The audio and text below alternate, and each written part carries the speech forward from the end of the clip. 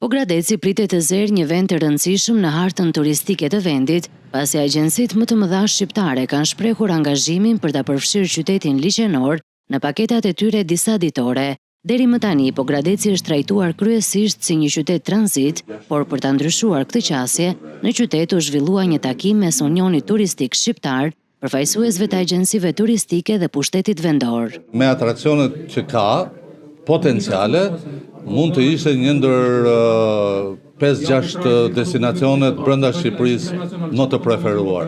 Ne kemi nevojë shumë për ata, sigurisht për të dëgjuar njëri tjetrin, po edhe për të mësuar nga ata, po edhe për të kërkuar mbështetje, në qëllim që Pogradeci mos e kemi më të fundjavë në periudhën e dimrit, po të jetë i mbushur gjatë gjithë ditëve të vitit. Pogradeci ofron të gjitha mundësitë akomoduese dhe gastronomike për të pritur turist në qëndrime disa ditore, por deri tani ka munguar mbështetja e nevojshme. Është e domosdoshme që bashkëpunim me pushtetin vendor, qeveria shqiptare do të vëjë dorë ke ky qytet i cili ka atraksione pafund. Ndërkohë, Unioni Turistik Shqiptar synon që në vitin 2027 të shfrytëzojë aeroportin e Ohrit për të sjellë turistë të organizuar me charter drejt qytetit liçenor. Mendoj se jemi në rrugë të marrë për 2027 që të vinë sjellën turistë organizuar. Se kjo është pjesë e turizmit organizuar, që vinë me charter nëpërmjet bashkëpunimit me tur operatorë të horizontal.